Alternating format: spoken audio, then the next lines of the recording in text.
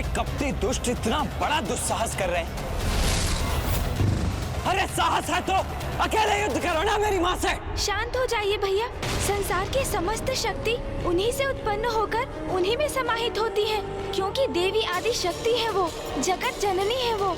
ये दोनों तो क्या, समस्त असुर सेना भी उन पर आक्रमण कर दे तब भी उन्हें कोई क्षति नहीं पहुंचेगी।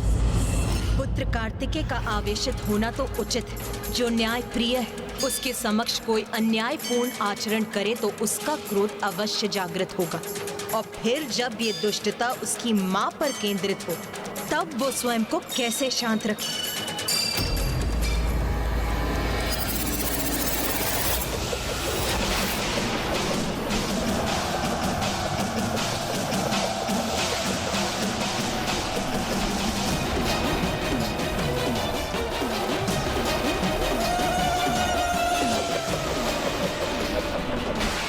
तुम्हारे प्रत्येक प्रहार का उत्तर है मेरे पास।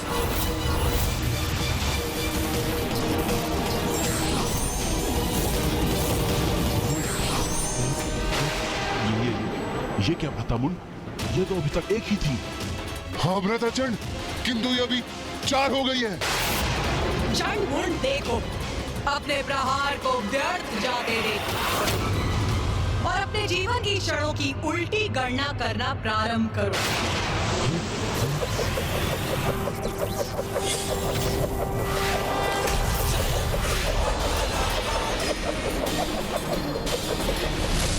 हमारे मायावी चक्र रोक दिए, जो मृत्यु प्रदान किए बिना नष्ट ही नहीं हो सकते। उन्हें हमारी ही सेना पर लक्षित कर दिया इस देवी ने।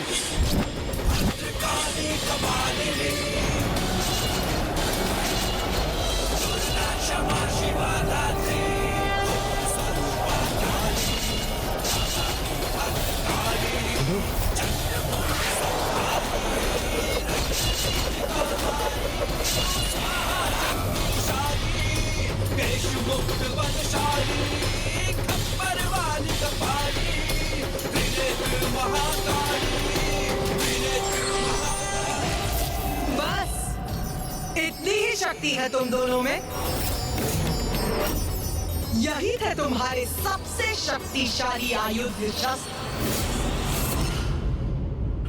माँ ने सर्वथा उचित किया, इनके चक्रों से इनके सारे असुरों का वध कर दिया। असुरों का तो स्वभाव ही ऐसा है भैया।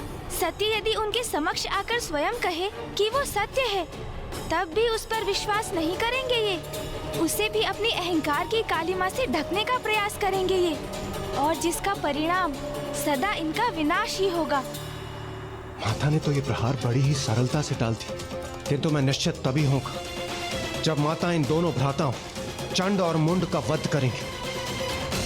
भ्रातामुंड, हाँ भ्राता।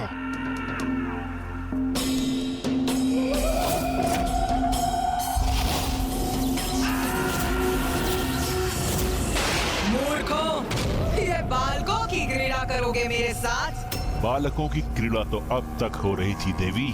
अब तुम चंडमुंड की प्रचंड विद्युत शक्ति का सामना करोगी।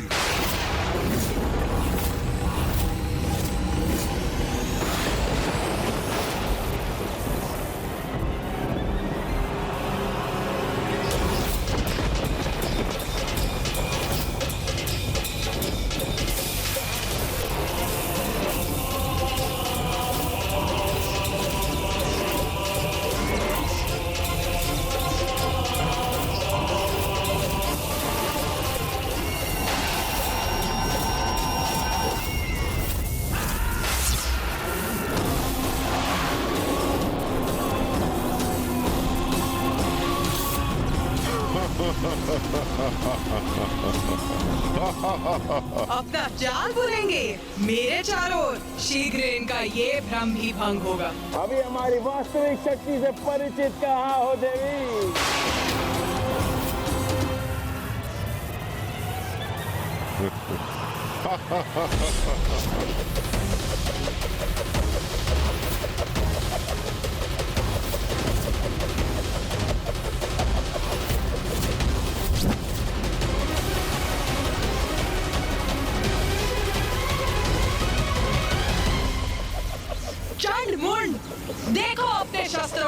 नष्ट होते देखो।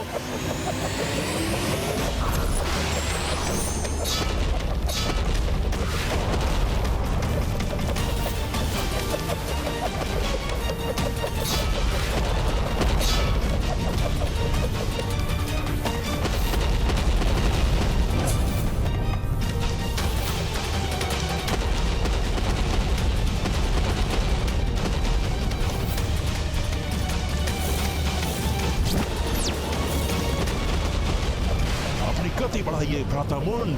ठीक है भ्राता।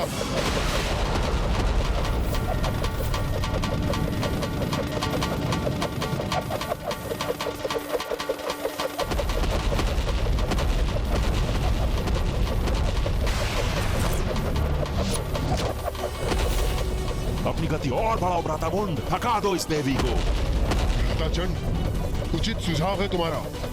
लो, मैंने और तेज कर दी अपनी गति।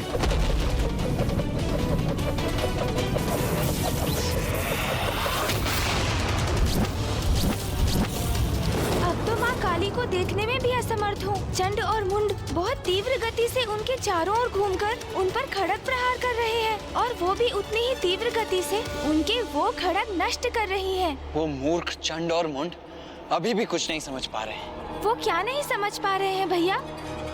यही गणेश कि माँ तो इन दोनों के साथ क्रीड़ा कर रही है, जिसके उपरांत जितनी तीव्रता से माँ का क्रोध जागृत होगा उतनी ही अधिक दुर्दशा होगी इन दोनों की।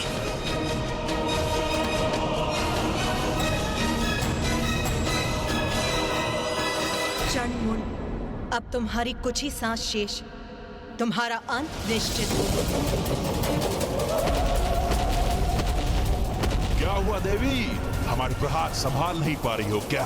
अरे वो संभालेगी भी कैसे भ्राता चंड? अकेली नारी इतने प्रचंड प्रहारों का सामना कैसे कर सकती है?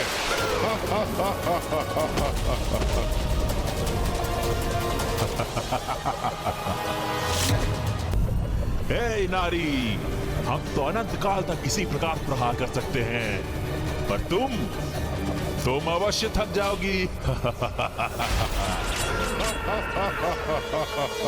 तुम्हारे कोमल कोमल हाथ उठने से मना कर देंगे, तब तुम अपना शीश झुकाने में विवश हो जाओगी।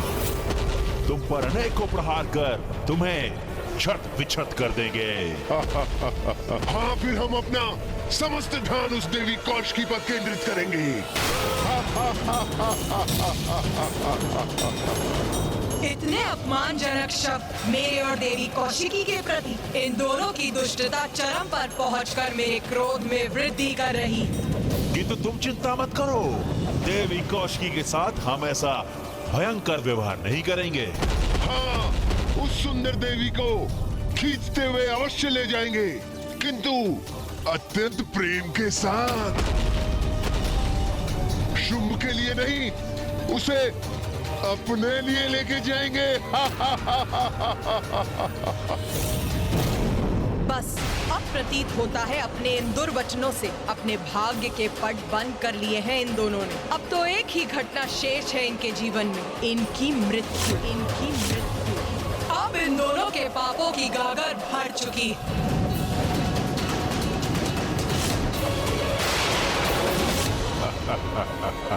क्या हुआ देवी, हाथ क्यों झुका लिए?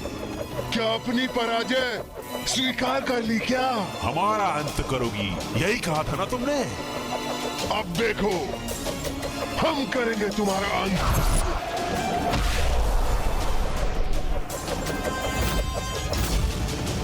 अरे ये क्या हुआ? माँ काली कहाँ चली गई?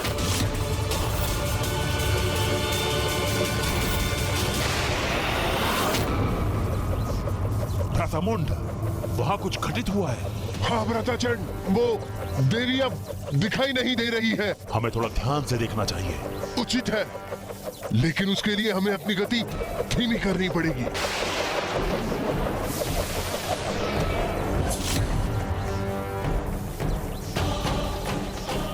भ्राता मुंड, वो देवी कहाँ चली गई? लगता है भाग गई। चंड मुंड!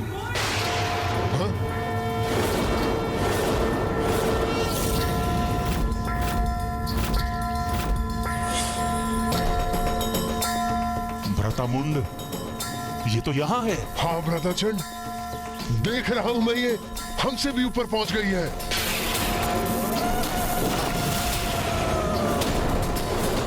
भागना तो अब तुम्हें चाहिए मूर्खों। ये तो अत्यंत विकराल प्रतीत हो रही है भ्राता मुंड। हाँ भ्राता चंड, ये क्या करने जा रही है? किंतु अब तो तुम्हारे भागने का भी कोई लाभ नहीं। भ्राता मुंड, इसका स्वर तो अत्यंत भयावना है। अब हम क्या करें?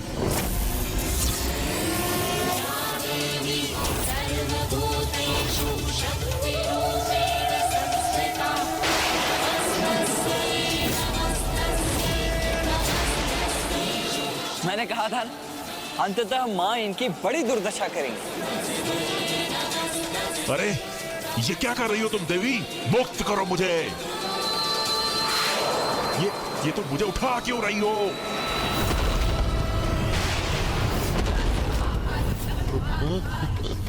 क्यों उठा रही हो मुझे? क्या करोगी मेरे साथ? छोड़ो मुझे। मेरा तो मन था कि माँ विद्युत रेखाओं को एक सूत्र में गूंथ दे। चंड और मुंड को एक दूसरे से टकराते देख बहुत आनंद आएगा मुझे।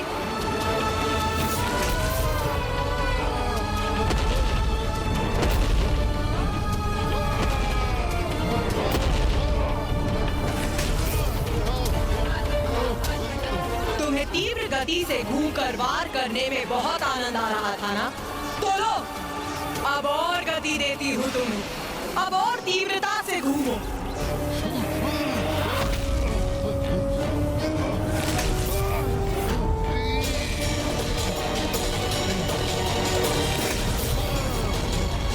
प्रतीत होता है माँ को तुम्हारा सुझाव भा गया है गणेश।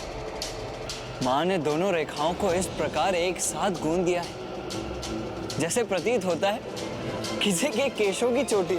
हाँ भैया।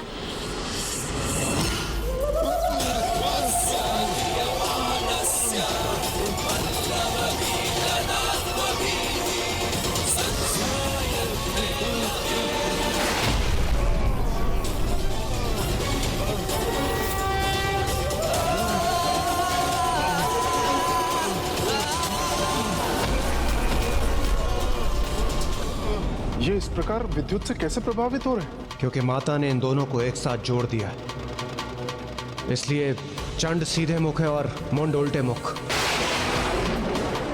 विपरीत विद्युत ऊर्जाओं के एक साथ आने से विद्युत ऊर्जा के प्रवाह में एक तरात्म स्थापित हो गया है और ये विद्युत भली भांति निरंतर प्रवाहित होती रहेगी और ये दोनों भी इसी प्रकार अपनी ही ऊर्जा से प्रभावित होते रहेंगे।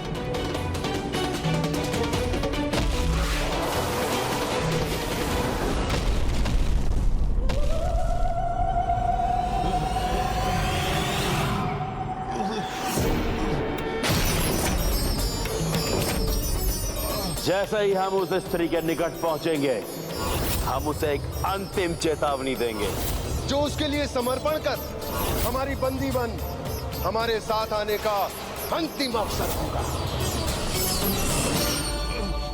मैं तुम दोनों को अंतिम चेतावनी देती हूँ। देवी कौशिकी के समक्ष समर्पण करो, उनकी शरण में आ जाओ।